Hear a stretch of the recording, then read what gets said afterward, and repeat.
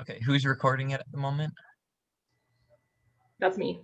Awesome. Okay, then we shall start. Hey everyone.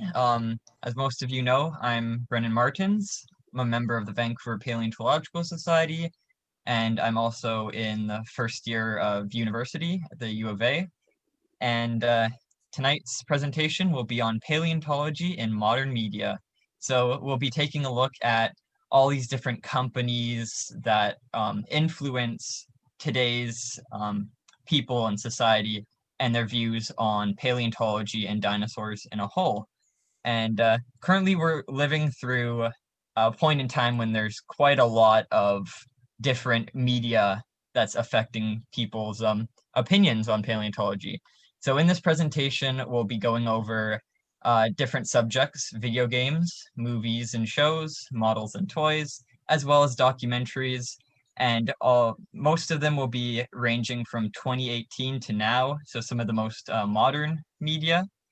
Um, and each topic will be going over the accuracies and background behind it. So how accurate the dinosaurs or reconstructions are and why they're like that, as well as the effects on the public viewers and the audience and distribution. So how many people are seeing these things or buying these things, etc. Okay, let's jump right in. So we'll start with video games, which is definitely a major influence on many younger generations. We'll start with Ark Survival Evolved. We'll go down to Jurassic World Evolution, Jurassic World Alive, The Isle, and Primal Carnage. So starting off with Ark Survival Evolved, this is a very popular game. Quite a lot of people play it, especially non-paleo fans. It's got over 100 different species represented in the game. It's mostly player versus player, so you see different people playing and fighting each other on dinosaurs. They tame them, you can play as them in certain mods, and it's mostly inaccurate dinosaurs. A lot of them are highly stylized. In the game, they talk about how they're like modified, and a lot of them are based off of Jurassic Park dinosaurs. As you can see, the raptor on the left, the arms and hands scream Jurassic Park, as well as like the head shape, and you can see it's got a little bit of feathers on the neck. And if you take a look at the Triceratops, it is highly inaccurate. That does not look anything like a Triceratops. But surprisingly, the game does have some really nice representation of unique species and animals that the public doesn't really get to see a lot of. Um, and this game is available at most retailers like Walmart. You can get it for PC and console, so on the computer and on like Xbox and PS. So you see a lot of teens and adults playing this game. Here are some clips that I got from the game to show you the accuracies and inaccuracies of these animals. If you take a look at the top left corner, you can see Diplodocus in the game is pretty close to its real life counterpart. Same with Iguanodon and Basilosaurus. Now, the bottom left corner, I've got Dilophosaurus shown. You can see it takes a lot of creative liberties with the frill being more based off of Jurassic Park. At the top center, there are some obscure species that the public doesn't really get to see a lot of when it comes to prehistoric animals in video games, like Bios bufo, the giant frog from Madagascar, as well as trilobites, eurypterids, which are sea scorpions. Even ammonite is represented in the game, though as you can see, the eyes are on the kind of head cover, and it's got way too many tentacles, but they take a lot of, again, creative liberties with that. Going down, you see Dunkleosteus, the armored fish. They've got some very interesting designs with the head plates, large spikes, and down at the bottom center, a lot of the animals in the game, like I said, are highly inaccurate. You see Oviraptor not having any feather covering, but some quills running down the neck, and a more outdated looking Dimetrodon. With species that are more unique, we see creatures like Pegomastax, this quilled dinosaur that is represented in the game, and I think they did a pretty decent job with showing off what that creature looks like. Here I've got a size chart.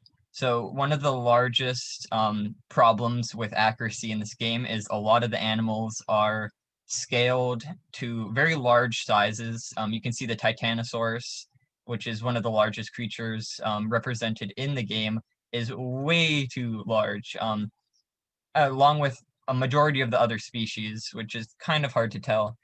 Um, some other cool creatures that are shown in this game are Ledicthes, one of the largest fish to live. And you can see in the bottom left corner, the game has really nice details. This is an actual in-shot photo from in the game. And going back to the main point, this game is sadly not the biggest positive influence on people's views, as a lot of the creatures are inaccurate in the game. So next we'll be taking a look at another very popular game. This one's Jurassic World Evolution. And the dinosaurs in this game are really, really detailed. Sadly, most of the designs, again, are inaccurate due to the fact that it's in the Jurassic Park franchise. So of course the animals are genetically modified and look a lot different from their modern day counterpart. This game is a tycoon-like game, so you build your own theme park, and neat thing that this game does actually have and do well is there's paleontological dig sites in the game that you can go to, and they're accurate to what dinosaurs can be found there. They talk about the location and age of the site. So that's really nice to be represented in a game that has so many people playing it. This game is mostly on console and PC, so again, computer, Xbox, PS, and Wii, and actually has some decent dinosaur behaviors in it. So as you can see, these are some of the models. They've got really stunning details with the scales and the colors, some really nice work done on the models as well. And you can tell most of the dinosaurs are inaccurate Jurassic Park-esque, with the kind of hands curved down instead of facing inwards. If you take a look at the bottom right-hand corner, this is a representation of Deinonychus. You can see it's got a fleshy crest and tail. Its body positions are wrinkly and all, inaccurate like that. But again, these animals are genetically modified, so that's why they have a little bit more space to work with these animals, giving them more alien-like appearances. The pteranodons in the game have teeth. Most of the dinosaurs don't have feather coverings. I'm pretty sure most, if not all, don't. And the dinosaurs that are quite accurate in the game, like Orla-Titan, Homocephaly, and whatnot, have some really nice attributes to them, little bumps and nodes where they should be. And there's quite a diverse range of dinosaurs in the game, like Proceratosaurus, Archaeornithomimus. You even get Cretinosaurus, which is an ankylosaur. The next game we'll be taking a look at is Jurassic World Alive. This is basically similar to Jurassic World Evolution. A lot of the models are based off of a more Jurassic Park appearance, having kind of outdated features, droopy tails, stuff like that. But what's neat about this game is it influences the public, not only dinosaur and Jurassic fans, but a lot of non-fans play the game. It's more of a Pokemon Go-like game where you just catch them and fight with them. And this game represents quite a lot of species, including Permian and Cenozoic animals. The creatures from the Permian and the Cenozoic in this game are pretty accurate. They've got hair, they've got proper body stances. Just the dinosaurs, they have more of a stylized feel to them, less representative of their real-life counterparts. Though a few dinosaurs in the game have feathers and proper stances, they still have the kind of broken wrist feel and improper skull shapes and whatnot. Okay, the next one's a pretty cool game. This one's The Isle, and this is a PC game, so it's mainly on the computer, and it has some very spectacular visuals, some really nice detail. A lot of work has been put into creating this game. It has different varying levels of accuracy.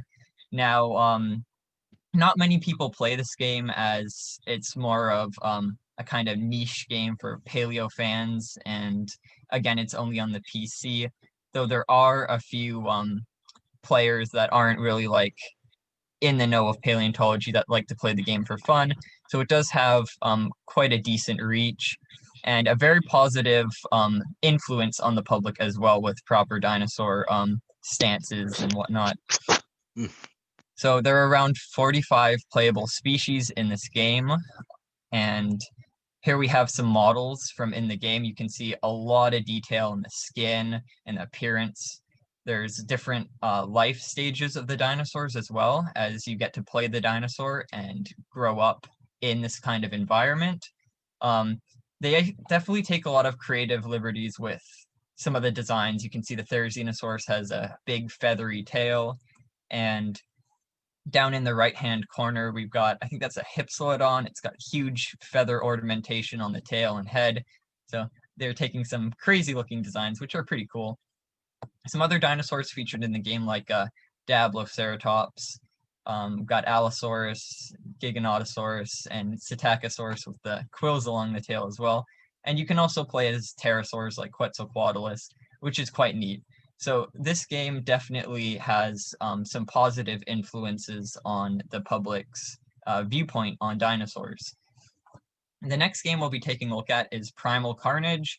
This is a PvP, player versus player game, and as you can tell, it's mostly inspired by Jurassic Park, as the dinosaurs have that Jurassic Park-esque look to them. This is both popular with paleo nerds as well as the general public, as it does involve a lot of shooting and player versus player, so it's a competitive type of game. Some of the dinosaurs in this game are accurate. The first wave that you see on screen now are mostly not, but there are different skins, variants of the dinosaurs you can play as, like the Acrocanthosaurus is pretty on point to what it would look like, as well as you can play as Cryolophosaurus, Tapigera, and Oviraptor, I believe, which have some very beautiful designs and are a lot more accurate looking than the raptors and other dinosaurs featured. Okay, next category, we'll be moving on to toys and models. These ones are some other large influences on the public's view. There are quite a lot to go over, so I narrowed it down to 4. I could talk about Papo and Safari, but I'm just going to be going over some of the most popular ones in the market as of now. So we'll start off with Mattel's Jurassic World toy lineup, then go into Beasts of the Mesozoic, then Schleich, however you pronounce that, and then Lego. Okay, so Jurassic World, the license to create toys for Jurassic World was passed down, or bought in rather, from Hasbro to Mattel, and Mattel has been creating over 200 different dinosaur figures, if not more, closer to 300, and just countless different species. Tons of unique variants of animals. We get to see like Dimetrodon, Postosuchus, Majungasaurus, Cryolophosaurus, to name a few. And these toys have a massive influence on the public, as they're sold at many different retailers, Walmart, Target, Toys R Us, and these figures have varying levels of accuracy, again, due to them being connected to the Jurassic franchise. So some of their stances, body sizes, and proportions will be inaccurate. And a few figures are more stylized than others, having different ornamentations, and speculative body parts like spines or feathers or whatnot, quills. And these are very popular with kids, teens, and adults. So all around, quite a large influence. As you can see in some of these photos from their different retailers like Toys R Us up in the top right corner, they basically dominate the shelves in most of the dinosaur toy markets now. Next, we'll be going over to Beasts of the Mesozoic. This is a highly accurate, very detailed, posable model lineup, mostly including raptors and ceratopsians. Now, these ones are a little bit lower in distribution. You can find them at novelty stores as well as online. but they're very popular with paleo fans and have a very great positive influence on the general public's views, as most, if not all of these models are accurate to their reconstructions. So as you can see, there's quite a variety of different ceratopsians and raptors to choose from. Tons of species represented, some very vibrant and beautiful speculative colors. The top left, I have my favorite figure here, the Pachyrhinosaurs. It's just very stunning with the amount of detail and work they put into these figures. And I really hope that someday these can become more available, say at Target, Walmart, Toys R Us, etc. So next we'll be going into Schleich, again, hard to pronounce. I never really got into finding out how to say it properly. So these are very popular. You can find them at places like Toys R Us and other smaller distributors, science and nature stores. And these have a varying level of accuracy. Most of them, though, are a little less accurate, more of a Jurassic Park-esque feel like you see in most games and figures.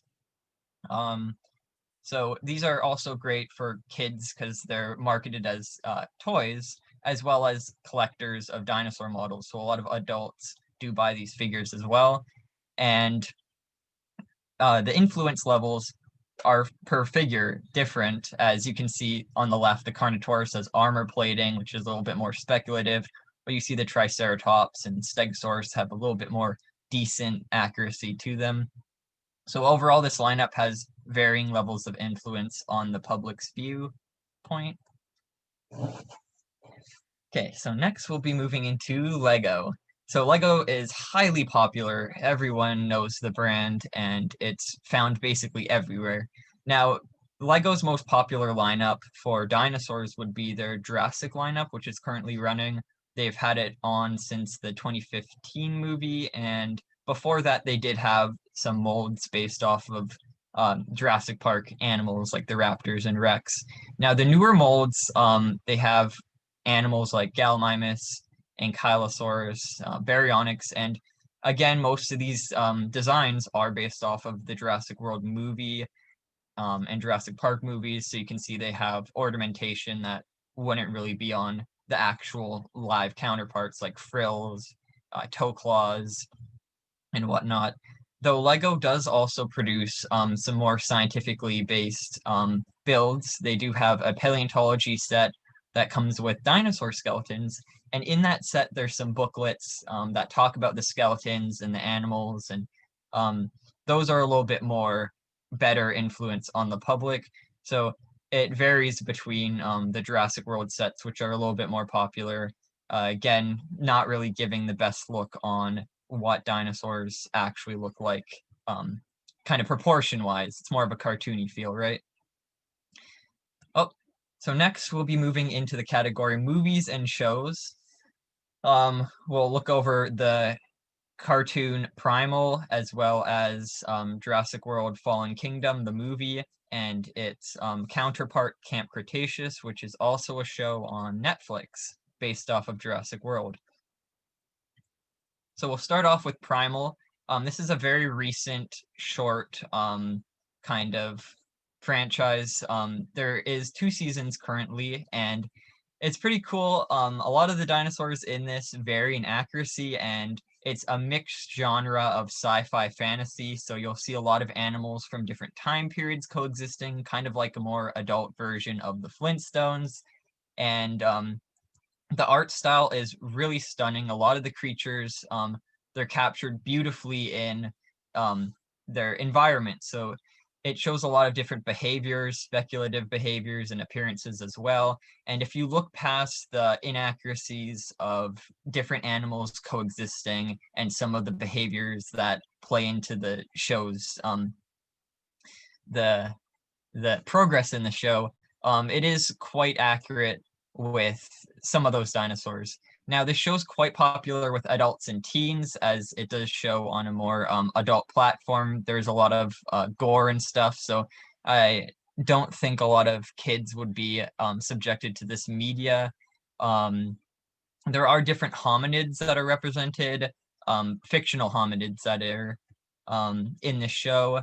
And let's see, positive impact. Yeah, I believe it's a more positive impact on the public as it shows some of these animals in a more realistic setting, and some of their behaviors are based off of modern animals. Like in one of the episodes, the mammoths take the bones of the dead to a graveyard to mourn and whatnot. And you see some modern animals do stuff like the hunting tactics. The raptors use the long grass to hunt in and whatnot. So this is definitely a show to take a look at if you're more of a paleo fan.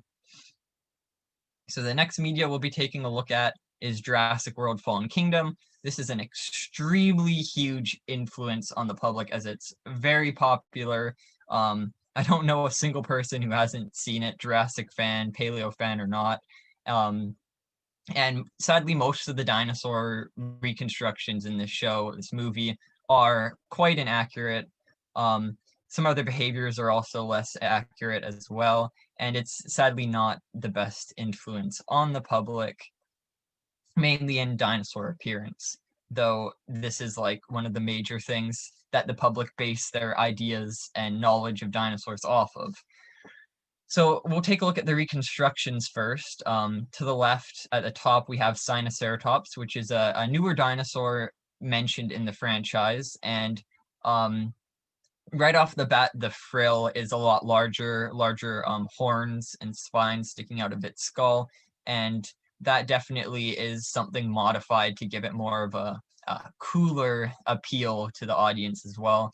The baryonyx in the movie has quite a larger stance, a wider skull, and a more crocodilian appearance compared to its modern counterpart.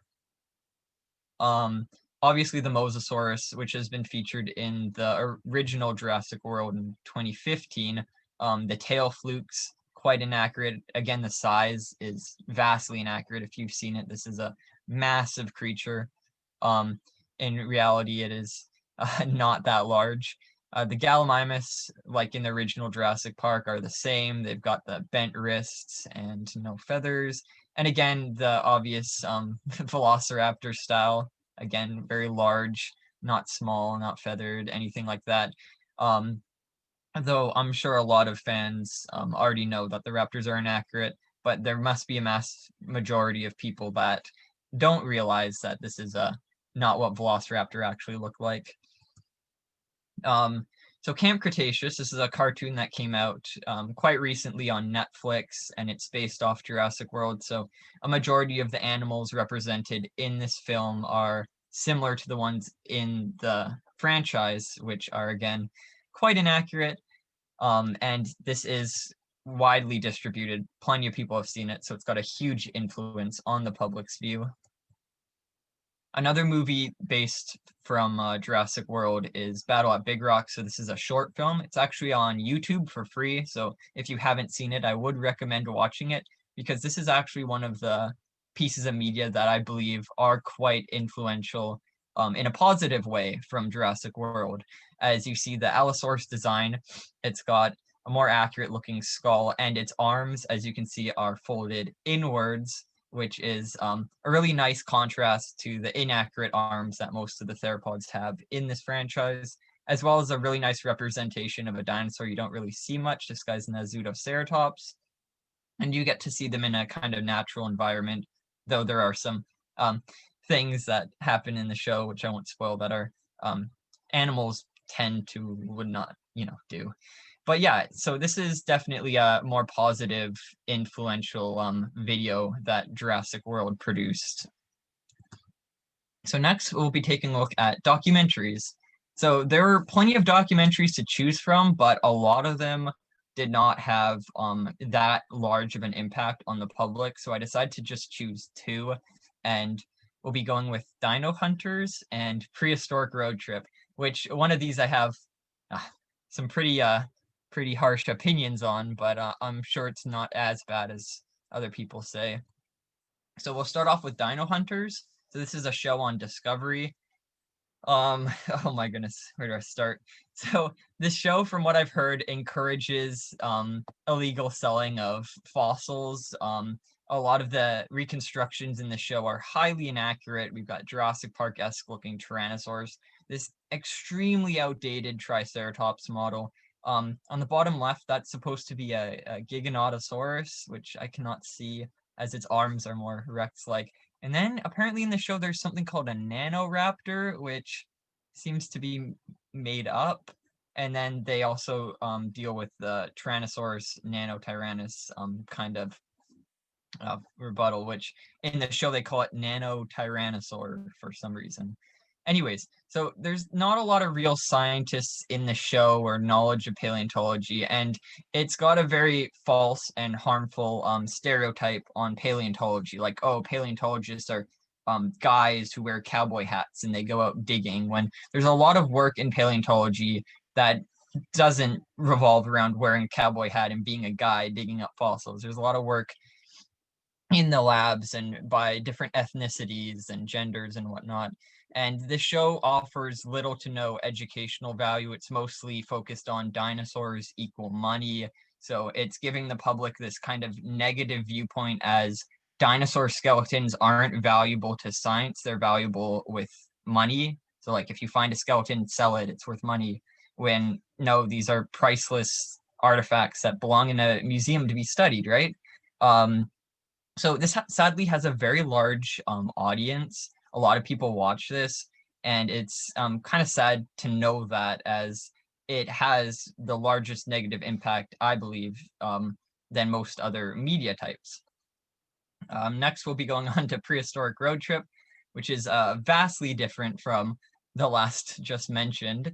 It's very informative on many different fossil sites along the US, and it explores unique topics of paleontology.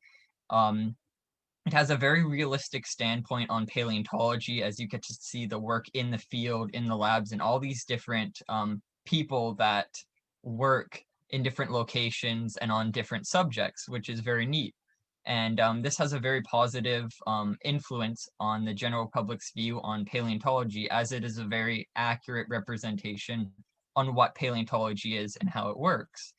This is a show by PBS, and it's fairly popular from what I've heard, a decent sized audience. And I'm glad that this show came out around the same time as the show mentioned before to kind of counteract its more negative influences. Okay, so that wraps it up. So we're basically living in a time where a lot of the public is influenced by inaccuracies that are still followed by the past. Back like in the 90s, Jurassic Park was a major influence, and its franchise still is influencing the public today. A lot of the toys, shows, merchandise, and movies still depict dinosaurs like the original Jurassic Park franchise and dinosaurs did.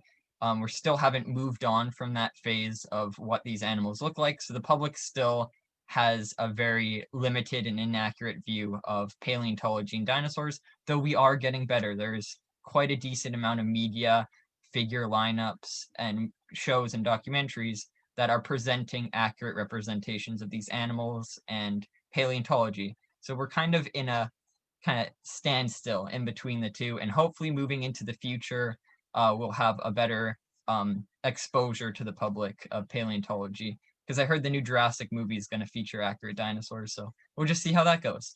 Okay, again, thanks for watching, guys, and I hope you enjoyed. I guess now will be time for questions, Q&A.